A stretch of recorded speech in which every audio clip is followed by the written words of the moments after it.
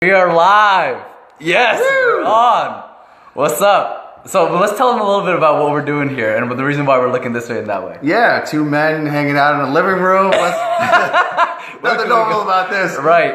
Yeah, so I'm here with my buddy Yahya. I'm AJ Mirzad. And I'm Yahya Bakkar. Yes. And we are in Long Island, New York. Yahya drove up from New Jersey. In his beautiful mansion. Thank you. It's gorgeous. Yes, huge, bro. Love it. I appreciate it. And we're just having a phenomenal conversation, but we're actually going live.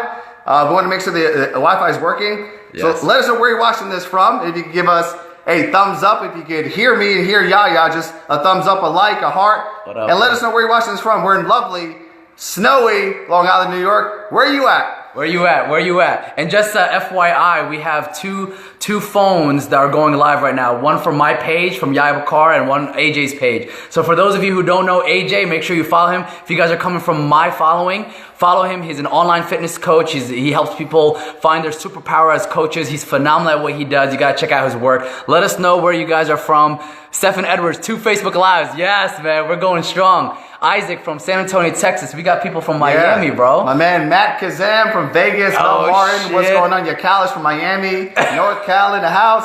Portland. Yes. We got the whole world here. Love it, man. Yes. Love it. Double teaming it on the live, and we have a lot to share. So hold up. So why are we what you basically brought up the idea of us going Facebook Live because we were in deep conversation and we were talking about something about like vulnerability and how to connect with your audience more powerfully, and then you came up with the genius idea of saying, hey bro, why don't we just do this? So I'm all about adding value and putting out great content into the world. So Yahya, we're having a phenomenal conversation, and I was like, holy shit, this is so good. We have to like share this with the world, you know? Yes. So I'm like, let's just go live and let's continue our conversation. And the biggest thing we're talking about is the feeling of being alive. Mm-hmm. And that's a big question. What does being alive mean to you? Right inside the comments. And I want you to explain your alive concept like you did to me 10 minutes ago to both of our audiences. Okay, so my name in Arabic actually means alive. So Yahya translates to alive. And what I do is I help like social media influencers, online fitness coaches, and millennial thought leaders become world-class speakers so they can be more alive and unapologetically self-express with their message. And so one of the things that I do whenever I'm working with people is I have something called the Alive Checklist. All right? Because anybody can get up on stage or on video and just express themselves. But are you doing it in a way where you're not boring your audience to death? Because if you are not alive, then you're dead. And to me, dead stands for 4 things. You're disappointing, you're embarrassing, you're annoying, and you're dreadful to watch and listen to. All right? And we don't want you to bore your people to death. We want you to come alive on stage. So here's the alive checklist. So if you have a piece of paper right now, write this down. You have a piece because I'm about to go in. I'm about to go ham right now. So just imagine this, right? You have A. A stands for authentic. Okay, when I say authentic, I mean, are you real and are you transparent with your audience? And another question to ask yourself is, are you accepting and owning your history and your identity? One of the reasons why so many people are disconnected from their audience, they don't get engagement, is because they have disowned or abandoned part of their history or their identity. They're either ashamed, like they're like, oh no, I can't talk about the time that I sold drugs at this time because everybody's gonna judge me. But that's what makes you you. That's what makes you uniquely you. You can have the same, like AJ and I can have the same exact message. We can have the same exact service. We don't, but we could. But what would connect with some of you might connect with him because of his story and what makes him him. And some of you might connect with me because of my story and what makes me me. So the very thing that you're ashamed of, that you're embarrassed about, you need to reclaim those things and make sure you integrate them in your story, especially within your personal brand. So that's A. Are you being authentic when you're up on stage? Okay? L, are you likable? Now, I'm not talking about trying to use your audience as, another form of validation where you want to win their acceptance, approval, or applause. What I'm saying is, are you genuine? Are you sincere? Can I trust you? Right? And another question to ask yourself is, do you have a warm and inviting personality? Like where you make the person feel safe around you. That's what will make you likable immediately. Okay, so that's the L part of alive. Then you have the I. Now, I got a little fancy with this one because I didn't know whether I wanted to choose influential, inspiring, or intimate, right? But I'm going to say inspiring because I believe that if you're inspiring, you're automatically going to be influential, and you could automatically create a state of intimacy with your audience. And when I say intimacy, I'm not talking about anything sexual. I'm talking about into me they see. Can you see me? Can I see you? Can we connect at that level where we feel like, oh my God, I feel like I know this person. So if you're walking on the street and you're always doing Facebook Lives or you're up on stage, they're like, yo, I feel like I know you already. Yeah. Like, holy shit, like I feel connected. That's the best feeling. Yeah, so that's the I. And when I say inspiring, it's just like, are you sharing uplifting content? Are you sharing something that can motivate and empower them to become the best version of themselves? Okay? And then there's the V part. The V is vulnerable.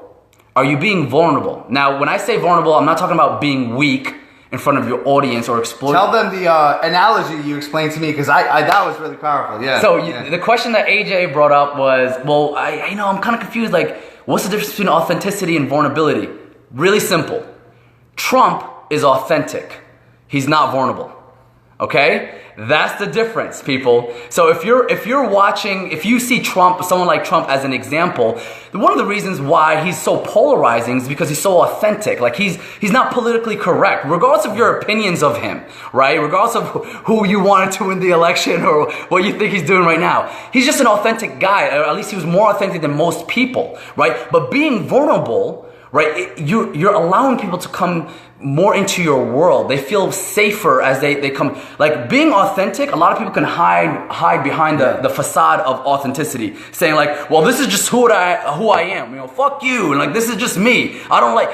But you're not going to be able to connect with your audience there. Yeah, you might be able to polarize to attract the right people, but it's not going to be sustainable. You might get their attention, but are you really going to get their not adoration, but affection or long-term relationship, right? And the last but not least is E, empathetic, right? If vulnerability has to do with your ability to be courageous and brave when you're speaking to your audience, right? Like wearing your heart on your sleeve in service to your audience. Empathy is your ability to understand where your audience is coming from. Can you put yourself in your ideal clients or your audience's shoes? Because if you don't care about them, they're not going to care about you. So yeah, we can be authentic. Yeah, we can be likable. Yeah, we can be inspiring. Yeah, we can be vulnerable. But at the end of the day, can you connect to their pain? Can you connect to their problem? The biggest challenge that most influencers, speakers, coaches have is they're not connecting. They make it about me. And I've gotten this. Look, I've been speaking for the past 7 years of my career, almost a decade now.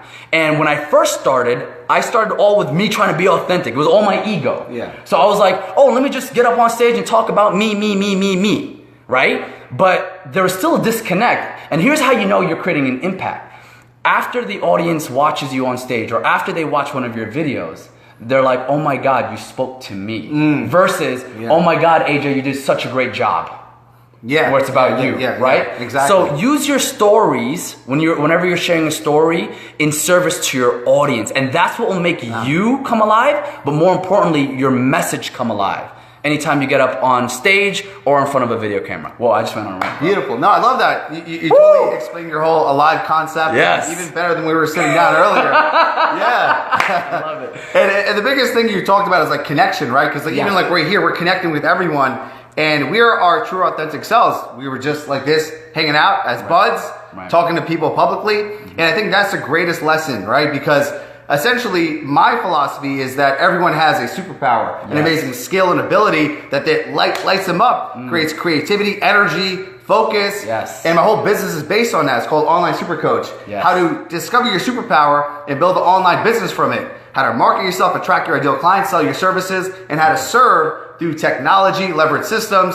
And I find the people that I work with, and I'm seeing them grow from 0 to 100, what do they have to do? How do they get there? And the biggest thing is sharing their personality, right? I tell my students at my seminars all the time, people don't buy coaching, they buy coaches. They buy you, your stories, your trauma, your turmoil. And people are so scared to talk about their tragedy, their messes, right? And it's that term, make your mess your message. Right. Because you can talk about how awesome you are, how many results you get for your clients, how much money you make, how fit you are, how much love you have. But if you tell people what got you to where you are today, that will change everything. Yes. And one thing that I want to go into is the fact that we're both essentially speakers. Yep. You know, you host your own seminars, and as do I, but we didn't start hosting our own live events. Right. We've been speaking, you know? We can never just press live and talk presently and just authentically. Right. So please share with the audience, and I'm curious about this as well, what got you into speaking in the first place? Woo! Oh, that's a good question. Okay. We got 5 hours? No, I'm just kidding. The clip notes first. The clip notes. So I actually, when I graduated high school, I wanted to become a personal trainer. Training has been my therapy since I was 14, 15 years old. It was like my go-to drug. Right? So I went up to my parents, my father and my stepmom. They're Middle Eastern parents. So when I said, hey, I wanna become a trainer, they said, no, personal trainers don't make any money. You should either become a doctor, a lawyer, or an engineer. Right? So and now because I was the first person in my family to get an education in America, the pressure was real.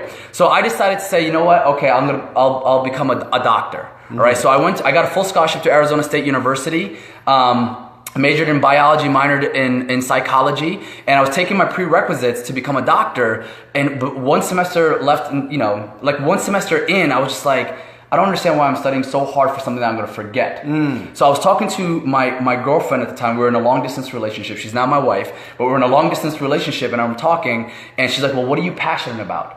And I look at my bookshelf, and right there in my bookshelf, I have books on personal development, spirituality, health and fitness, relationship dynamics, and I've always wanted to read anything that could help me come more alive and live life to the best of my ability. So I went on Google and I literally typed in personal development spiritual school, and I found a website that came up. It was called Maharishi University of Management, and they specialize in teaching transcendental meditation. And it was a very hippie school, and I loved it because I was hippie, all right? And I was like, oh my God, this is amazing. They're very progressive. They teach you meditation. So I ended up leaving my full scholarship to go to MUM, the Maharishi University of Management, and I started majoring in physiology and health, taking my prerequisites. Then after that, fast forward, one semester left until I was supposed to graduate with my bachelor's degree in physiology and health. My gut told me that this wasn't for me, it was for my parents. And I wanted to make them proud. And so I literally dropped out of college with $50,000 of debt, had no plan B, flew back to New Jersey from Iowa, told my dad. My dad was disappointed. We had a falling out. I couldn't stay in the house anymore. My friend heard about my situation. He invited me into his home. And I remember as he invited me into his home, I'm laying on the floor, staring up the ceiling, and I'm thinking, I'm such a dumbass for dropping out of college. I should just go back and finish what I started. And my friend just lays down right next to me, and he was like, bro, you should become like a motivational speaker and life coach for young people. And at the time, I'm not gonna lie, at the time I thought that was the dumbest idea that I ever heard. No one's gonna listen to a 22-year-old college dropout give life advice. But then I was like, let me sleep on it. Slept on it. Next day, I Googled motivational speaking life coaching programs, and I found 2 programs that came up after doing some research. One was called Youth Speaker University by a guy named Josh Shipp. And the other was called Robbins and Madonna's Training by a guy named Tony Robbins. Heard of that? Yeah. Have you heard of Tony Robbins? Let us know in the comments down below if you've heard of any of these guys. And so I looked at their programs, and then I noticed, dude, both of them combined at the time, they might have changed the price, it was $9,000 investment. I didn't have the money. I had $50,000 of debt. No college degree. I'm staying at my friend's house and I have $47 in my bank account.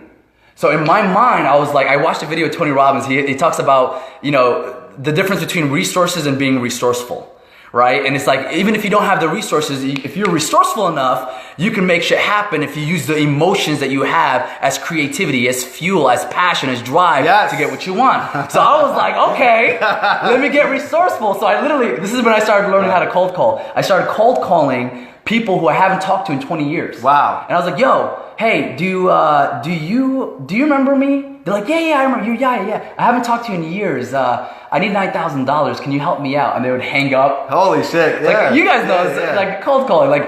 But then one thing led to another, and within 1 year, I became a full-time speaker. and I was one of the youngest graduates at Tony Robbins' program. So that was a long ass. Yeah, but look at the lessons here, right? There's the art of being resourceful, like whatever it takes, right? Right. Anything you want to do, want to make $10,000 in the next 30 days. Right. Be resourceful, right? You want to find a baby mama, and the next month, get resourceful. You can get resourceful. Plug Put it yourself in. out there, right? Baby daddy. There's all these possibilities, but the whole point is you have the end result, and you can create all these stories of why you can't do it. Yeah. But what can you do? You can call people up, ask for money, go out to a bar, go meet people. There's all these possibilities. Yes. Yeah. Yes. Listen, guys, if there's anything that I would love for you guys to take away from our time together, it's this. Here you have two people who are relatively successful, right? Have their own success coming from different walks of life, but the principles are still the same. That you can watch on here. So two people have different walks of life or different paths towards success, but the principles that they're learning are still the same. And the point that I want